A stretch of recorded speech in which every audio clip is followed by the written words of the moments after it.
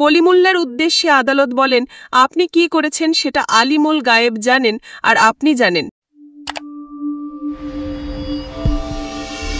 বেগম রোকেয়া বিশ্ববিদ্যালয়ের উন্নয়ন কাজের অর্থ আত্মসাতের অভিযোগে দুদকের করা মামলায় গ্রেফতার সাবেক ভাইস চ্যান্সেলর অর্থাৎ ভিসি নাজমুল আহসান কলিমুল্লাকে কারাগারে পাঠানোর আদেশ দিয়েছেন আদালত।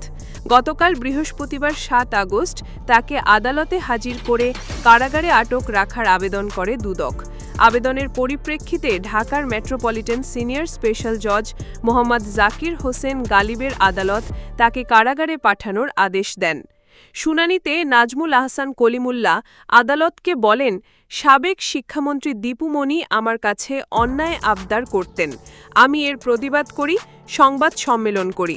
এতে রাগান্বিত হয়ে তিনি আমার বিরুদ্ধে অপবাদ ছড়িয়েছেন।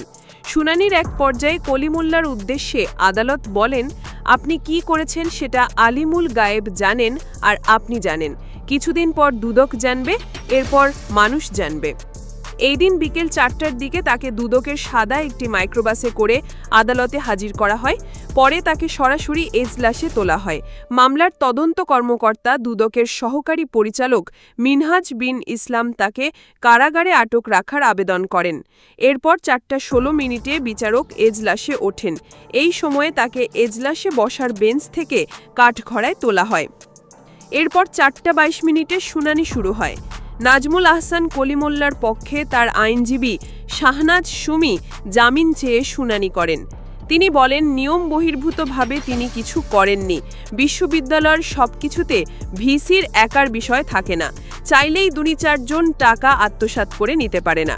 সবকিছু ডকুমেন্টেড ব্যাপার। তিনি কিছু আত্মসাৎ করেননি, বিধি নিয়মকানুনের সঙ্গে সবকিছু করেছেন। তিনি বয়স্ক, অসুস্থ মানুষ, তার জামিনের প্রার্থনা করছে। দুদকের পক্ষে প্রসিকিউটর দেলোয়ার জাহান রুমি জামিনের বিরোধিতা করেন। তিনি বলেন, দুদকের মামলা হঠাৎ করে হয় না, দীর্ঘ সময় অনুসন্ধান হয়, আসামিও সেই বিষয়ে অবগত থাকেন। তিনি মামলার অভিযোগ তুলে ধরে জামিনের বিরোধিতা করেন।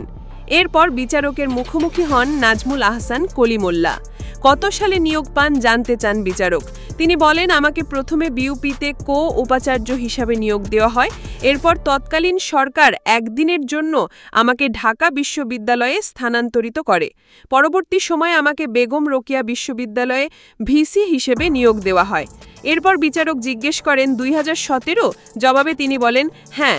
বিচারক জানতে চান ক্যাম্পাস কোথায়? কলিমুল্লাহ বলেন, রংপুরে। পরে বিচারক বলেন, আপনি তো ফুল টাইম ঢাকায় থাকতেন। তিনি বলেন, না স্যার, আমি ঢাকায় থাকলেও ওইখানে আমার বাসা ছিল। এর জন্য বেতনের 40% কেটে নিত। তখন বিচারক বলেন, চাকরিকালে আপনি তো ১৩৫২ দিনের মধ্যে ১১১৫ দিনই ঢাকায় ছিলেন।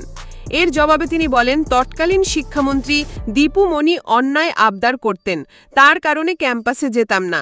আমি এসব আবদারের বিরুদ্ধে সংবাদ সম্মেলন করি। এতে রাগান্বিত হয়ে তিনি আমার বিরুদ্ধে অপবাদ ছড়িয়েছেন। প্রতিদিন ১৭ থেকে ১৮ ঘন্টা ভার্সিটির স্বার্থে কাজ করেছি। মুক্তিযুদ্ধের পর এটাই প্রথম কোনো বিশ্ববিদ্যালয়ের ভিসি শিক্ষামন্ত্রীকে চ্যালেঞ্জ করেছেন। এই কারণে দীপু মনি আমার বিরুদ্ধে অপবাদ ছড়িয়েছেন।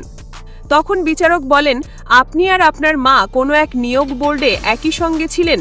তখন তিনি বলেন, তিনি মহিলা ও শিশু বিষয়ক মন্ত্রণালয়ের ডিজি ছিলেন। তিনি একজন সার্টিফাইড সোশিওলজিস্ট, এজন্য তাকে সরকার নিয়োগ বোর্ডের সদস্য করেন।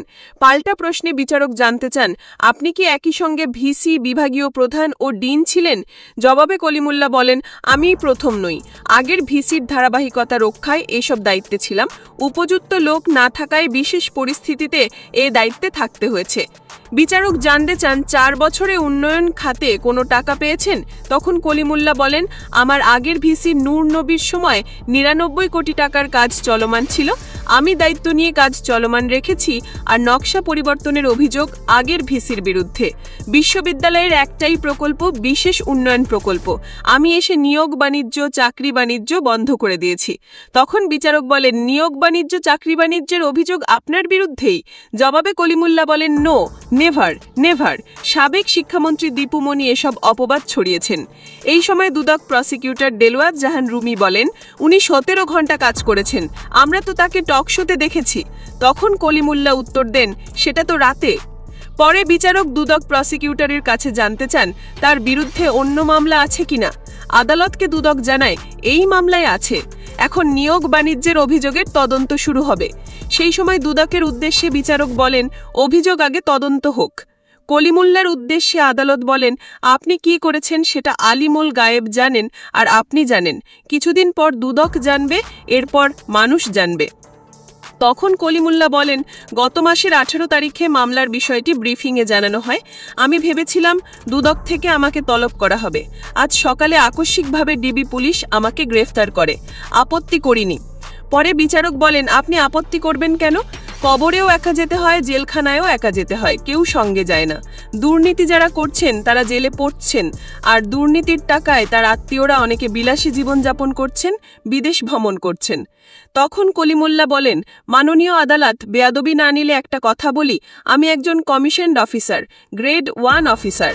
তখন বিচারক বলেন আপাতত আপনাকে জেলে যেতে হচ্ছে, আর জেল কোড আর আপনার অবস্থান অনুযায়ী ট্রিটমেন্ট পাবেন সেটা আমি আদেশ দিচ্ছি। পরে আদালত তাকে কারাগারে পাঠানোর আদেশ দেন।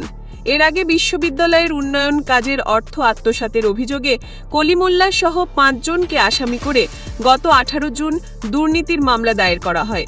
মামলার অন্য আসামিরা হলেন বেগম রোকেয়া বিশ্ববিদ্যালয়ের সাবেক উপাচার্য ও প্রকল্প পরিচালক AKM নূর উন নবী, সাবেক নির্বাহী প্রকৌশলী ও দরপত্র মূল্যায়ন কমিটির সদস্য সচিব মোহাম্মদ জাহাঙ্গীর আলম, ঠিকাদার মোহাম্মদ সালাম বাচ্চু এবং MM হাবিবুর রহমান।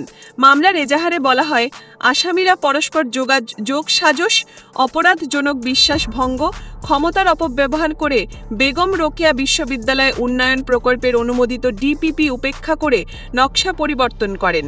তারা 30 কোটি টাকার মূল্যের বেশি চুক্তি মন্ত্রণালয় বা বিভাগের অনুমোদন ছাড়া করেন। ঠিকাদারের রানিং বিল থেকে কেটে নেওয়া নিরাপত্তা জামানতকে FDR হিসাবে ব্যাংকে জমা রাখা এবং সেই FDR ঠিকাদারকে লোন দেওয়ার জন্য নো অবজেকশন সার্টিফিকেট অনুমোদন তথা গ্যারেন্টার হয়ে বিশ্ববিদ্যালয় সরকারের 4 কোটি টাকা আত্মসাৎ করেছে।